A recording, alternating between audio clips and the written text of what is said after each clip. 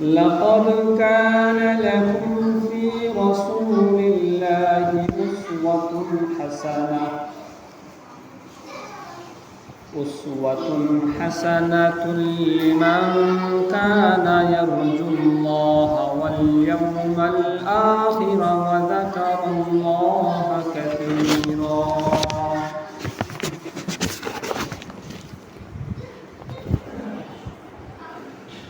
وعن أنس بن مالك رضي الله تعالى عنه أن رسول الله صلى الله عليه وسلم قال: لا يؤمن أحدكم حتى أكون أحب إليه من والده وولده والناس أجمعين،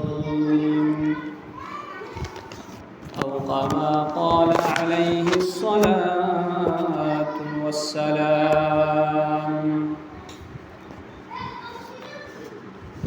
صلى الله على سيدنا ومولانا محمد وعلى آله وأصحابه وبارك وسلم.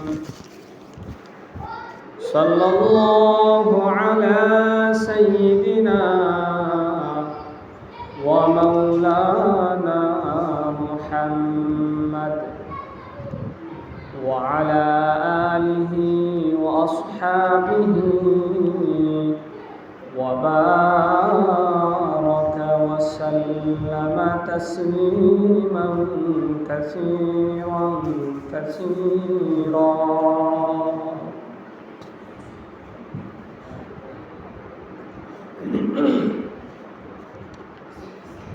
মুহতারাম হাজিরিন, উপস্থিত এলাকার সর্বস্তরের সম্মানিত মুরব্বিয়ানে কারাম, মুসল্লিয়ানে কারাম, ছোট ছোট সোনামণিরা এবং পর্দার আড়ালে অবস্থানরত মুসলিম মা ও বোনেরা, প্রথমে আমরা আল্লাহ তাআলার কাছে শুকরিয়া জ্ঞাপন করে নিচ্ছি যে মহান আল্লাহ তাআলা আপনি আমাকে সুস্থতার সাথে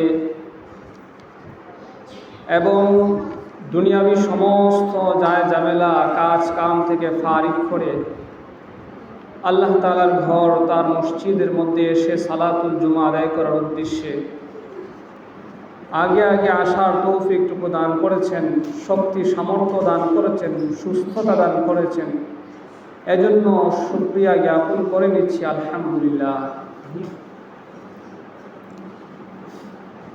মুহতারাম হাজিরিন, আমরা আলোচনা করতেছিলাম মানবতার মুক্তির সনদ, সর্বকালের সর্বশ্রেষ্ঠ মহামানব, যাকে সৃষ্টি না করলে পৃথিবীর কোনো কিছু সৃষ্টি করা হতো না, সেই মহান সর্বশ্রেষ্ঠ মহান ইমামুল মুরসালিন খাতামুন নবিয়্যিন সাইয়্যিদুনা মুহাম্মদুর রাসূলুল্লাহ সাল্লাল্লাহু আলাইহি ওয়াসাল্লামের জীবনীকে নিয়ে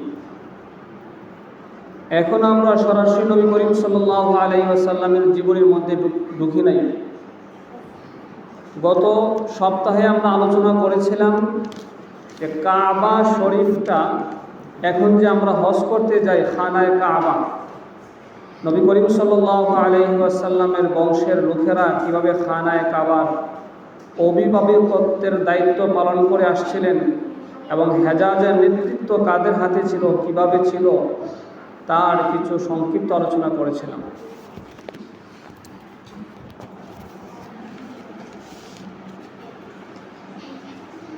আজকে আমরা নবী করিম সাল্লাল্লাহু আলাইহি ওয়াসাল্লামের বংশের সিলসিলার সংক্ষিপ্ত কিছু আলোচনা করব।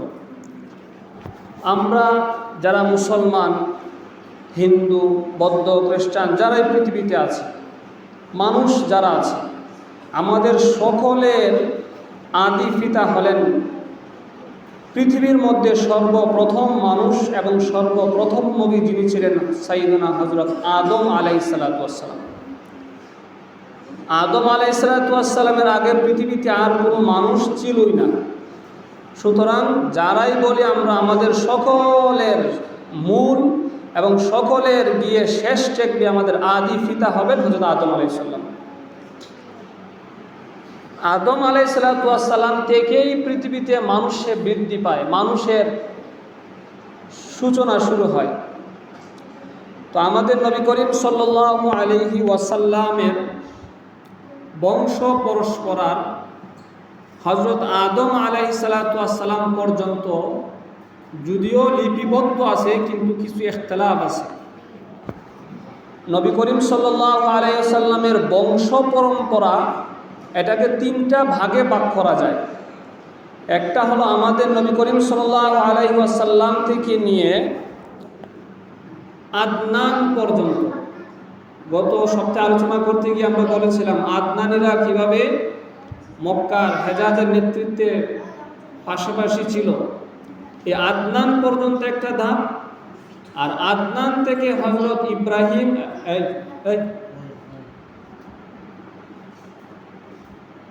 আদনান থেকে হযরত ইব্রাহিম আলাইহিস সালাতু ওয়াস সালাম পর্যন্ত আরেকটা ধাপ, আর ইব্রাহিম আলাইহিস সালাতু ওয়াস সালাম থেকে হযরত আদম আলাইহিস সালাতু ওয়াস সালাম পর্যন্ত আরেকটা ধাপ বংশের। আমরা জানি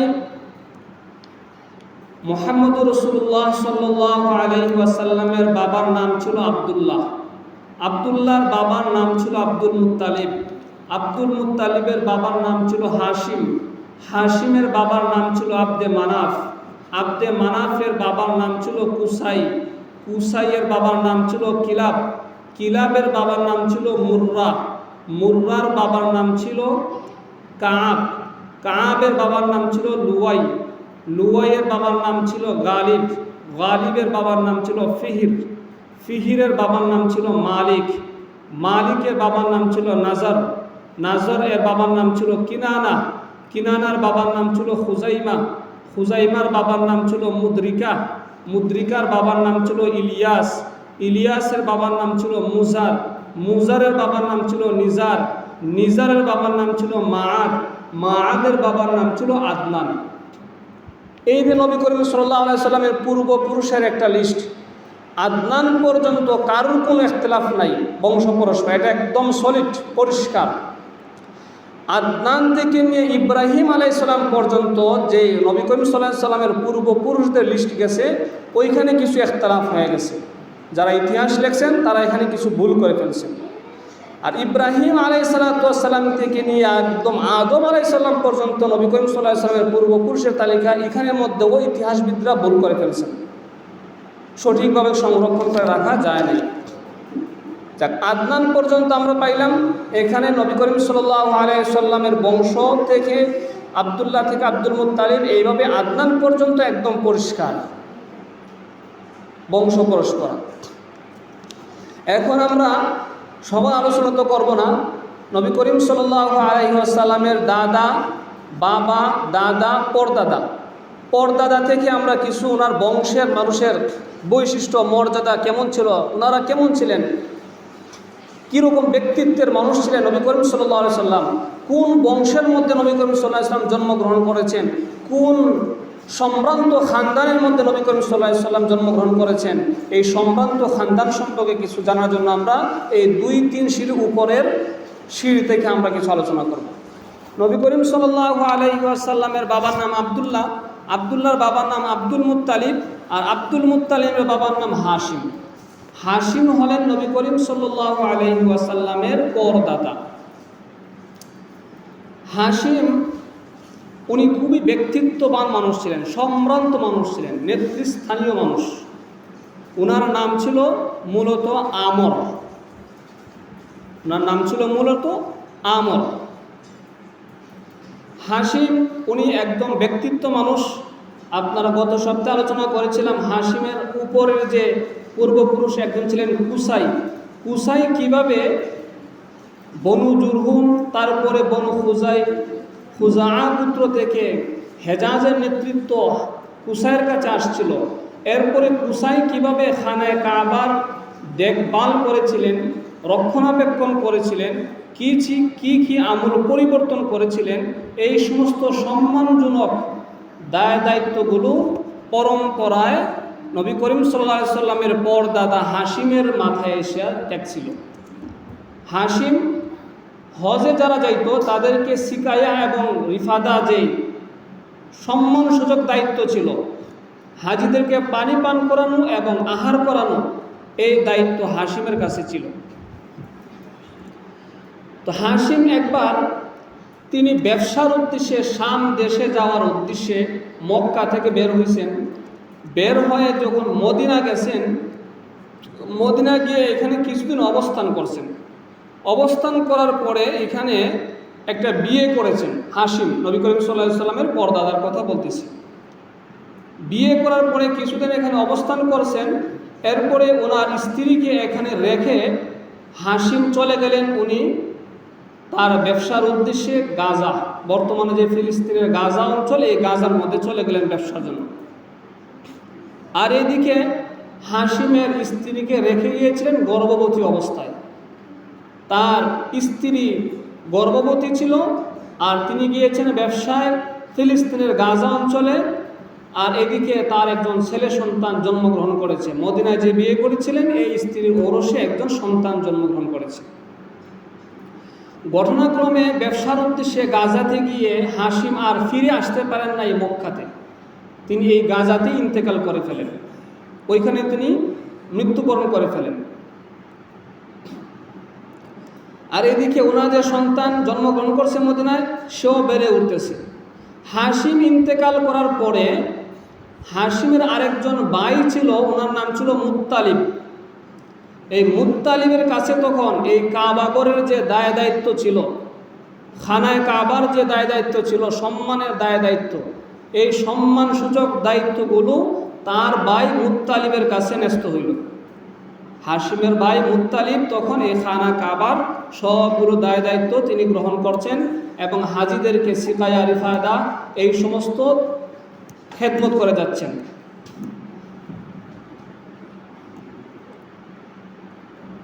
এরপরে যখন ওইদিকে হাশিমের একজন সন্তান মদিনায় জন্মগ্রহণ করছে, সে বড় হইতেছে, মক্কায় ওনার ভাইয়েরা, হাশিমের ভাইয়েরা কেউ জানে না। একটা সময় যখন ওনার সন্তান মদিনায় জন্মগ্রহণ করছে, সে যখন 6-7 বছর হয়ে গেছে, তার নাম রাখা হয়েছিল সায়েবা। সায়েবা নাম রাখা হয়েছিল কেন? হাশিমের যে সন্তান মদিনায় জন্মগ্রহণ করছেন, তার জন্মের পরই চুল ছিল সাদা। এই সাদা চুল ছিল, এই জন্য তার নাম রাখা হয়েছে সায়েবা। সায়েবা শব্দের অর্থ হলো সাদা, চুল সাদা। মক্কায় হাশিমের ভাইয়েরা যখন তার সন্তানের 6-7 বছর হয়েছে, তখন কোনোভাবে তারা খবর পাইছে যে আমাদের ভাই হাশিম ব্যবসার উদ্দেশ্যে গিয়েছিল, মদিনায় একটা বিয়ে করেছিল, ওইখানে তার একজন সন্তান জন্মগ্রহণ করছে, সে তো আমাদের বংশের লোক। তাকে নিয়ে আসার জন্য তার ভাই হাশিমের ভাই মুত্তালিব মদিনায় গমন করলেন। বনু নাজ্জার গোত্রে বিয়ে করেছিলেন। তো বনু নাজ্জার গোত্রে গিয়ে তার নানার দেশে তার ভাই হাশিমের শ্বশুরের বাড়িতে গিয়ে যখন খোঁজ খবর নিয়ে গেলেন, গিয়ে বললেন যে আমরা তাকে আমাদের মক্কাতে নিয়ে যেতে চাই। তখন হাশিমের ছেলে সায়েবা উনি বললেন যে আমি আমার মায়ের অনুমতি নিয়ে যাব। প্রথমে ওনার মা তাকে অনুমতি দিতে চাচ্ছিলেন না, কিন্তু মুত্তালিব, হাশিমের ভাই মুত্তালিব বললেন যে সে তো পবিত্র জায়গায় যাইতেছে, মক্কায় যাইতেছে, আর আমরা তো মক্কার দায় দায়িত্বে আছি, সে তো এক সম্ভ্রান্ত ফ্যামিলিতে যেতেছে, সে তো অনেক সম্মানিত হবে, তোমরা কেন তাকে আটকে রাখছো? তখন সায়েবার মা অনুমতি দিলেন। এখন মুত্তালিব তার ভাতিজা হাশিমের সন্তান সায়েবাকে উটের পিছনে করে মদিনা থেকে মক্কায় নিয়ে আসলেন। উটের পিছনে করে তার ভাতিজাকে সায়েবাকে নিয়ে আসলেন মুত্তালিব। আর মক্কার মানুষরা যখন দেখল মুত্তালিবের উটের পিছনে একজন সন্তান বসা, আর কোনোদিন তাকে দেখি নাই আমরা, তখন মক্কার মানুষরা বলে ফেললো এ হয়তো মুত্তালিবের গুলাম। এই জন্য তারা বলল এই তো আব্দুল মুত্তালিব চলে আসছে। আব্দুল মুত্তালিব শব্দের অর্থ হলো মুত্তালিবের গুলাম। আব্দুল অর্থ গুলাম, মুত্তালিব অর্থ মুত্তালিব মানে চাচা, হাশিমের ভাই মুত্তালিবের গুলাম। তখন মুত্তালিব তিনি বললেন যে না না, সে আমার গুলাম না, সে আমার ভাতুষপুত্র, সে আমার ভাতিজা হাশিমের সন্তান। হাশিমের সন্তান মদিনায় ছিল এতদিন, তাকে আমরা নিয়ে আসছি আমাদের বংশে। আমাদের গোষ্ঠীতে নিয়ে আসছি।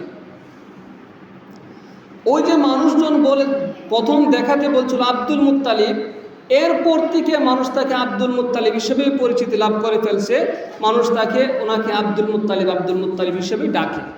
মূলত কিন্তু ওনার নাম ছিল সায়বা, ওনার চাচার নাম মুত্তালিব। আর মানুষজন দেখে ওনাকে আব্দুল মুত্তালিব বলছিল, এই জন্য ওই আব্দুল মুত্তালিব নামেই তিনি পরিচিতি লাভ করে ফেলছেন, যিনি নবী করিম সাল্লাল্লাহু আলাইহি সাল্লামের দাদা হবেন। আপনারা বুঝবেন ঘটনা, দাদা হবেন। আব্দুল মুত্তালিব নামে এখন পরিচিত হলেন।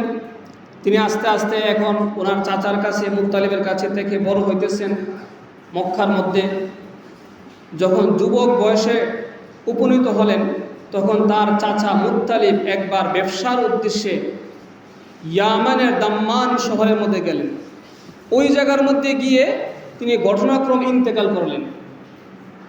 এখনের যুগের সাথে আপনার তুলনা করবেন না। আগের যুগে মানুষ এরকমই ছিল। মানুষ যখন এক জায়গায় ব্যবসার জন্য যাইতো, 6 মাস, 1 বছর, 2 বছরের জন্য যাইতো ব্যবসা কাফেলা নিয়ে। মানুষের তো যোগাযোগ প্রযুক্তি ছিল না এখনের মতো। এখন তো ঘন্টায় মানুষ এক দেশ থেকে আরেক দেশে যেতে পারে। মানুষের কাফেলা নিয়ে যেত, যেখানে যাইতো, যেখানে মৃত্যু হইতো সেখানে তার দাফন হয়ে যেত। অনেক সময় খবরও পাইতো না মানুষের আত্মীয় স্বজনে। তো ইয়ামেনের দাম্মান শহরে গিয়ে তার চাচা মুত্তালিব ইন্তেকাল করলেন। আর এদিকে আব্দুল মুত্তালিব বড় হইতে লাগলেন। এখন থেকে কিন্তু আর ওনার নাম সায়বা রয়েছে না, এখন উনি আব্দুল মুত্তালিব হয়ে গেছেন। সবার কাছে আব্দুল মুত্তালিব বলি, আমিও বলবো এখন আপনাদের সঙ্গে, বুঝে ফেলবেন আপনারা। উনি ওই হাসিমের সন্তান সায়বার কথা বলতেছি। উনি যখন যুবক বয়সে উপনীত হলেন, এদিকের চাচা মুত্তালিব গিয়েও ইয়ামেনে গিয়ে ইন্তেকাল করলেন। তিনি একা হয়ে গেলেন। এখন বাবা তো আগেই নাই, এখন চাচা যিনি পালছিলেন তাও নাই। এখন তার আরেক চাচা ছিল নাউফল। আব্দুল মুত্তালিবের আরেক চাচার নাম ছিল নাউফল। সে এবার আব্দুল মুত্তালিবের সাথে জুলুম করা শুরু করলো। আব্দুল মুত্তালিব যে চত্বরটা ছিল, সেই চত্বরটা সে দখল করে ফেলল। নৌফল আব্দুল মুত্তালিবের আরেকজন চাচা, মুত্তালিবের ভাই, হাশিমের ভাই। তখন আব্দুল মুত্তালিব তিনি তার যে বাবার বংশের লোকেরা আছে, অন্যান্য চাচারা আছে, তাদের কাছে তিনি বিচার প্রার্থী হলেন। কুরাইশে অন্যান্য লোকদের কাছে, নেতৃস্থানীয় লোকদের কাছে গিয়ে উনি নালিশ করলেন। তারা বলল যে তোমরা চাচা ভাতিজার এই দ্বন্দ্বের সাথে আমরা কীভাবে জড়াবো গিয়ে। অনেকেই অস্বীকৃতি জানালো কুরাইশের লোকেরা। নৌফল যখন তার ভাতিজা আব্দুল মুত্তালিব চত্বর দখল করলো, কুরাইশের লোকেরা অনেকেই সাহায্য সহযোগিতা এগিয়ে আসলো না। তখন ওই আব্দুল মুত্তালিব তিনি তার নানার গোষ্ঠী, মদিনার মসজিদে বনু নাজ্জার পুত্র ছিল, সেই বনু নাজ্জার পুত্রে নানার গোষ্ঠী তার মামার কাছে কয়েকটা কবিতা লিখে তিনি চিঠি পাঠাইলেন যে আমি এখানে মক্কাতে আমার চাচা নওফল আমাকে উপরে জুলুম করতেছে, আমার উপর অত্যাচার করতেছে, আমাকে এক সহযোগিতা করেন। তখন তার মামা বনু নাজ্জার পুত্রের মদিনা থেকে তিনি 600 অশ্বারোহী নিয়ে, অশ্বারোহী মানে ঘোড়ার মধ্যে থেকে যারা যুদ্ধ করে তাদেরকে অশ্বারোহী বলে, ঘোড়া সহ তার মামা মদিনা থেকে আসলেন তার ভাগ্নে আব্দুল মুত্তালিবকে সহযোগিতা করার জন্য, সাহায্য করার জন্য। তিনি এসে যখন মক্কা উপস্থিত হলেন, তার ভাগ্নে আব্দুল মুত্তালিব প্রথমেই তাকে ঘরের মধ্যে নিতে চাইলেন। তার মামা বললেন, না, আমি তোমার ঘরে যাব না, আমি আগে তোমার চাচা নৌফলের সাথে বুঝাপড়া করে তারপরে আমি ঘরে যাব। আমি নৌফল কোথায় আছে সেখানে আমি যাব, তার কাছে যাব আগে। তখন আব্দুল মুত্তালিবের মামা তিনি গিয়ে দেখলেন নৌফল খানায় কাবার ছায়া, রুদ্র তো আর মরুভূমির মধ্যে খানায় কাবার যে ছায়াটা পড়ছে যেই দিকে, এই ছায়ার মধ্যে নিয়ে গিয়ে বিশ্রাম নিতেছে নৌফল, এবং তার সাথে আরও কুরাইশী কিছু লোকরা আছে, এখানে বসে আড্ডা দিতেছে। তখন তিনি গিয়ে বললেন যে তোমরা কি শুরু করছো আমার ভাগনা আব্দুল মুত্তালিবের সাথে? তোমরা তাড়াতাড়ি যদি তার হক বুঝে না দাও তাহলে এই তরবারি তোমাদের কাছে ফয়সালা করবে। যদি তোমাদের ভাতিজা আমার ভাগনা আব্দুল মুত্তালিবের হক তোমরা বুঝিয়ে না দাও তাহলে এই তরবারি ফয়সালা করবে, এর সিদ্ধান্ত নিবে। যখন তিনি এইভাবে কথাবার্তা বললেন তাকে, তখন নওফল সহজেই মেনে নিল এবং আব্দুল মুত্তালিবের যে হক ছিল সে হক ফিরিয়ে দিল। এরপরে আব্দুল মুত্তালিবের মামা তিনি তার ঘরে গেলেন এবং 3 দিন এখানে অবস্থান করলেন, উমরা করলেন। উমরা করার পরে তারপরে তিনি আবার মক্কা থেকে মদিনায় ফিরত চলে আসলেন। এই হলো আব্দুল মুত্তালিবের যুবককালীন অবস্থা একটা ঘটনা। আব্দুল মুত্তালিবের জীবনে আরও 2টা বড় ঘটনা আছে। একটা হলো জমজম কূপ খনন করার ঘটনা, আরেকটা হলো আব্রাহার হস্তি বাহিনীর মক্কাতে আক্রমণ করার ঘটনা। এটা আব্দুল মুত্তালিবের যে জীবদ্দশায় হয়েছিল। এর আগে এটা বলি নাই, যখন তার চাচা মুত্তালিব ইয়ামানে গিয়ে মৃত্যুবরণ করছেন, তখন তারপরে কিন্তু আবার ওই আব্দুল মুত্তালিবের যে দায়িত্ব ছিল মক্কা শরীফ দেখাশোনা করার, কাবাগর দেখাশোনা করার, এই দায়িত্ব কিন্তু তার ভাতিজা আব্দুল মুত্তালিবের উপরে আসছিল। কারণ আব্দুল মুত্তালিবের ব্যক্তিত্ব, জ্ঞান, গর্ব এবং তার সাহসিকতা, তার শিক্ষা দীক্ষা সব কিছু ব্যক্তিত্ব দিকে লক্ষ্য করে মুত্তালিবের সন্তানের কাছে না এসে আব্দুল মুত্তালিবের কাছে, হাশিমের সন্তান এবং আব্দুল মুত্তালিবের ভাতিজা আব্দুল মুত্তালিবের কাছে এই কাবা শরীফের দায়িত্ব আসছিল। এখন তো কাবা শরীফের অভিভাবক হলেন আব্দুল মুত্তালিব, নবী করিম সাল্লাল্লাহু আলাইহি সাল্লামের দাদা যিনি আব্দুল মুত্তালিব। তো ওনার জীবদ্দশায় বড় একটা ঘটনা জমজম কূপ। আমি গত সপ্তাহে বলেছিলাম, যখন কাবা শরীফের দায়িত্বে ছিল বনু জুরহুম গোত্র। বনু জুরহুম গোত্র কারা? হযরত ইসমাইল আলাইহিস সালাতু ওয়াস সালামের শ্বশুরের গোত্র, শ্বশুরের বংশ। ইসমাইল আলাইহিস সালাম যে গোত্রে বিয়ে করেছিলেন ওই গোত্রের নাম হলো বনু জুরহুম। এই বনু জুরহুম গোত্র 2000 বছর কাবা শরীফের অভিভাবকের দায়িত্ব ছিল। বনু জুরহুম গোত্র যখন বনু খুজা গোত্রের আক্রমণে তারা পরাজিত হয়ে মক্কা ছেড়ে পালিয়ে গিয়েছিল, ওই সময় জমজম কূপটাকে তারা মক্কার কাবা শরীফের মূল্যবান সম্পদ দিয়ে নিক্ষেপ করে জমজম কূপটাকে ভরে দিয়েছিল। তারপর থেকে আর জমজম কূপের কোনো অস্তিত্বই ছিল না। এই আব্দুল মুত্তালিবের আমলে এসে, নবী করিম সাল্লাল্লাহু আলাইহি সাল্লামের দাদার আমলে এসে আল্লাহ রাব্বুল আলামিন একদিন আব্দুল মুত্তালিবকে স্বপ্নে দেখাইলেন যে অমুক জায়গার মধ্যে একটা কূপ ছিল, ওই কূপটা তুমি খনন করো, এবং কোন জায়গায় কূপটা সেটাও স্বপ্নে তাকে নির্দেশ দেওয়া হইল। আব্দুল মুত্তালিব যখন ঘুম থেকে উঠলেন, ঘুম থেকে উঠে ওই কূপটা খনন করার জন্য কাবা শরীফের যেই জায়গার মধ্যে নির্দেশ করা হয়েছে ওই জায়গার মধ্যে গিয়ে কূপটা খনন করা শুরু করলেন একা একা। কুরাইশের অন্যান্য লোকেরা লক্ষ্য করে বলল, আব্দুল মুত্তালিব তুমি এখানে কেন কূপ খনন করতেছো, এখানে গর্ত করতেছো কেন? অন্যান্য কেউ তো জানে না এখানে কি ছিল। আব্দুল মুত্তালিব তো স্বপ্নের মাধ্যমে আল্লাহর কাছ থেকে ওহীপ্রাপ্ত হয়ে আদেশপ্রাপ্ত হয়েছেন। আব্দুল মুত্তালিব যখন খনন করা শুরু করলেন, একটু পরে এখান থেকে একটা কিছু সম্পদ বের হওয়া লাগলো। ওই যে সম্পদগুলো বনু জুরহুম গোত্র কূপের মধ্যে নিক্ষেপ করে গিয়েছিল, ওই কূপ থেকে যখন তিনি কিছু তলোয়ার পাইলেন, মূল্যবান তলোয়ার, এবং 2টা স্বর্ণের হরিণ পাইলেন, এবং আরও কিছু বর্ম লৌহ বর্ম পাইলেন। লৌহ বর্ম হয়েছে গিয়ে আগের যুগে মানুষ যখন যুদ্ধ করত তখন মানুষ একটা পোশাক পরতো, লোহার পোশাক, এটাকে লৌহ বর্ম বলে। এই লোহার পোশাক পরে মানুষ যুদ্ধে যেত। এই কিছু লৌহ বর্ম, কিছু তলোয়ার এবং 2টা স্বর্ণের হরিণ পাইলেন এই কূপটা খনন কইরা। এখন কুরাইশের লোকেরা বুঝতে পারলো এখানে এটা নিশ্চয়ই এখানে কোনো রহস্যময় জায়গা, এটা ফজিলতের কোনো কাজ হবে, আমাদেরকেও তুমি এই কূপ খননের কাজে শরীক করো। মক্কার কুরাইশরা দাবি করলো আব্দুল মুত্তালিবের কাছে। আব্দুল মুত্তালিব বললেন, না না, তোমাদেরকে এখানে শরীক করা যাবে না। আমি আল্লাহ রাব্বুল আলামিনের পক্ষ থেকে আদেশপ্রাপ্ত হয়েছি স্বপ্নে যুগের মাধ্যমে, আমি একাই এই সৌভাগ্য অর্জন করব, তোমাদেরকে শরীক করা হবে না। কুরাইশরাও ছাড়বার পাত্র নয়, তারাও ছাড়তেছে না, আব্দুল মুত্তালিবও ছাড়তেছে না।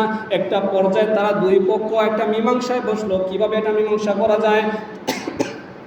তারা বলল, শাম দেশের মধ্যে একজন গণক মহিলা আছে, ওই মহিলার কাছে আমরা গিয়ে এটা কীভাবে সমাধান করা যায় তার কাছে যাব। তারা উভয় যখন একমত হলো, সহমত হলো, তারা শাম দেশে যাওয়ার জন্য রওনা হলো। মক্কা থেকে ওই মহিলার কাছে যাবে, এই কূপটা খনন করার জন্য যে একটা দ্বন্দ্ব দেখা দিয়েছে এটা সমাধান কিভাবে করা যায়। যখন তার রাস্তার মধ্যে গিয়েছে, রাস্তার পথিমধ্যের মধ্যে শাম দেশে যাওয়ার আগেই তাদের কাছ থেকে পানি শেষ হয়ে গিয়েছে। তাদের সাথে যে পানি ছিল মরুভূমি এলাকা, আমাদের মতো অত সহজ বুদ্ধ নয় পানি, যেখানে ইচ্ছা সেখানে পানি পাওয়া যায় না। তাদের কাছ থেকে পানি যেটুকু ছিল শেষ হয়ে গিয়েছে সবার কাছে। এখন তো তারা মহা বিপদে, কোথায় পানি পাবে? মরুভূমি অঞ্চল। আল্লাহ রাব্বুল আলামিন এখানে অলৌকিক একটা ঘটনা দেখাইলেন। সবাই কাফেলা বেঁধে শাম দেশে যাইতেছে, কিন্তু আব্দুল মুত্তালিবের উপরে একার উপরে দেখা যায় আসমান থেকে বৃষ্টি বর্ষণ হয়েছে। সুবহানাল্লাহ। কাফেলার মধ্যে আরও লোক আছে, কিন্তু অন্য কারোর উপরে আসমান থেকে বৃষ্টি পড়তেছে না, শুধুমাত্র আব্দুল মুত্তালিবের উপরে আসমান থেকে বৃষ্টি পড়তেছে। তিনি তার প্রয়োজনীয় পানি এখান থেকে সংগ্রহ করলেন এবং সংগ্রহ করে রেখে দিলেন। তারা যখন দেখলো এই কাণ্ড, আমরা পাশে আমাদের সাথে একসাথে আসমান থেকে পানি পড়তেছে শুধু আব্দুল মুত্তালিবের উপরে, তারা বুঝে পেল আব্দুল মুত্তালিবও কোনো সাধারণ জিনিস নয়, সাধারণ লোক নয়, সেও কোনো রহস্যময় হবে। এই জন্য তারা শেষ পর্যন্ত আব্দুল মুত্তালিবের সিদ্ধান্তটা মেনে নিয়ে তারা শাম দেশে না গিয়ে আবার ফিরে আসলো মক্কার মধ্যে। ওই সময় আব্দুল মুত্তালিব একটা মান্যত করেছিলেন আল্লাহর কাছে, আল্লাহ আপনি আমাকে এই সেরকম সাহায্য করেছেন, আপনি আমাকে এভাবে কুদরতি সাহায্য করেছেন, আমাকে যদি আপনি 10টা সন্তান দান করেন আর এরা নিজেকে প্রতিরক্ষা করার মতো সামর্থ্য অর্জন করতে পারে, আমি আপনার রাস্তায় আপনার ঘর কাবাগরের জন্য আমার একটা সন্তানকে উৎসর্গ করে দেব। সুবহানাল্লাহ, মানে কি করব, আমি কুরবানি দিব আমার একটা সন্তানকে আপনার রাস্তায়। এই কথা বলে মান্যত করলেন। এটা হলো একটা ঘটনা আব্দুল মুত্তালিবের। আরেকটা ঘটনা হলো আব্দুল মুত্তালিবের, এখানে কিন্তু আপনার মনে রাখবেন, এই যে মান্যত করছেন একটা সন্তানকে কুরবানি দিবেন, এই কুরবানি কাকে দিবেন দেখবেন পরবর্তীতে নবী করিম সাল্লাল্লাহু আলাইহি সাল্লামের যে বাবা আব্দুল্লাহ, তার সাথে এই ঘটনার সম্পৃক্ততা আছে। এটা একটা ঘটনা।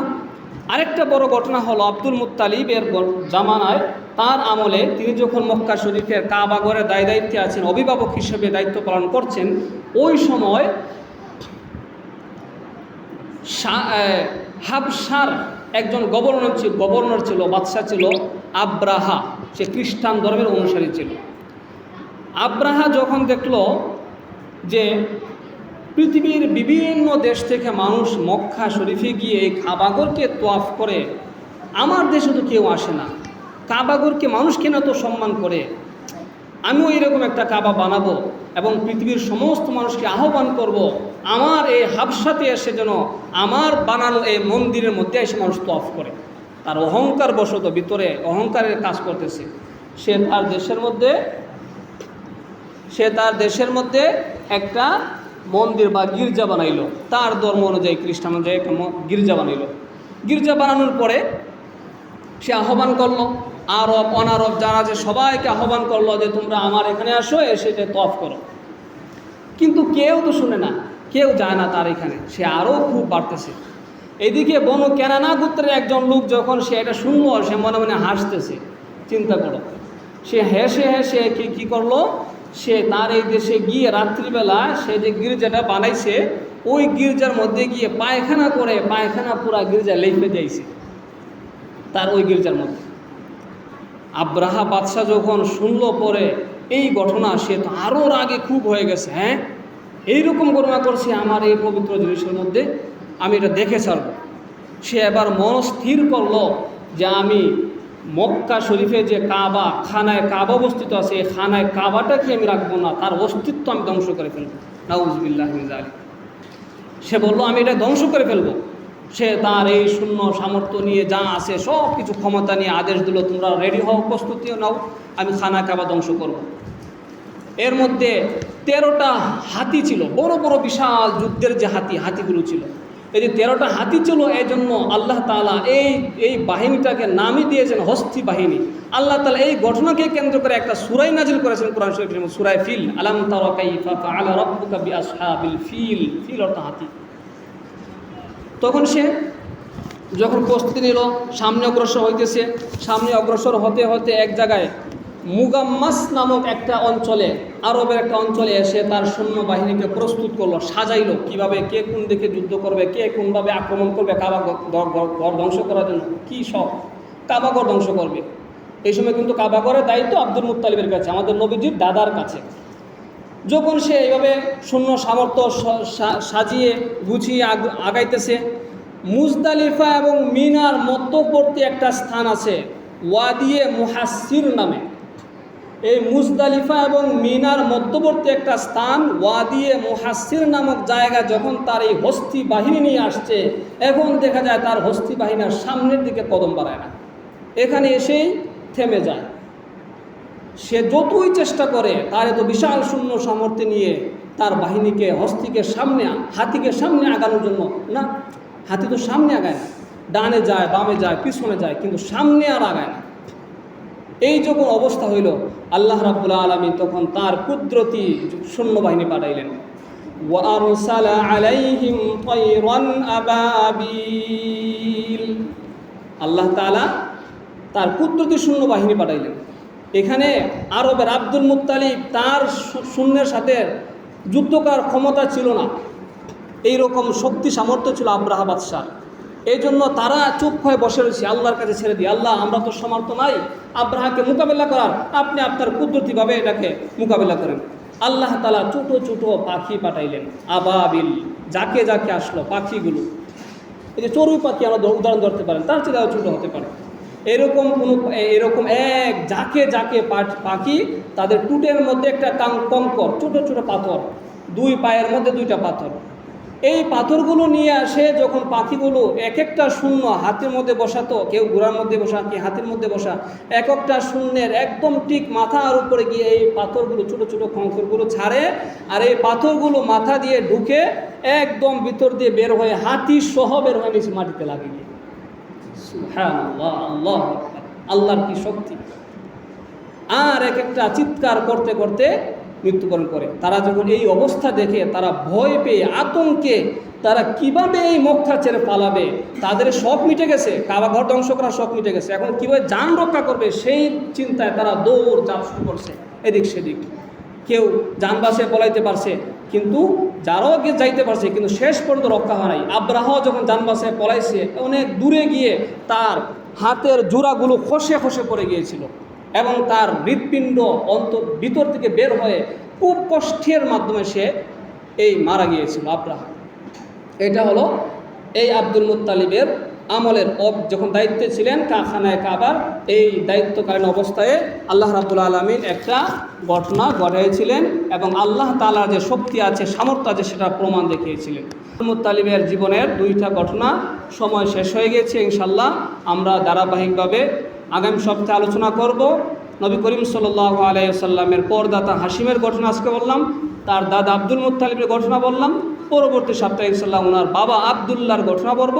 তারপরে নবী করিম সাল্লাল্লাহু আলাইহি ওয়াসাল্লাম জন্ম কীভাবে হয়েছে, তিনি কীভাবে জন্মগ্রহণ করলেন এবং কি নূর নিয়ে তিনি পৃথিবীতে আগমন করলেন, কোন জামানায় এসে কীভাবে পরিবর্তন করলেন, ইসলাম কীভাবে সূচনা হলো, ইসলাম কীভাবে মক্কার মধ্যে এসে পুরা পৃথিবীতে ছড়িয়ে গেল, ধারাবাহিকভাবে ইনশাআল্লাহ আমরা আলোচনা করব। আল্লাহ তাআলা যেন আমাদেরকে মনোযোগ দিয়ে শোনার এবং এইগুলো থেকে আমাদেরকে শিক্ষা গ্রহণ করার তৌফিক দান করেন।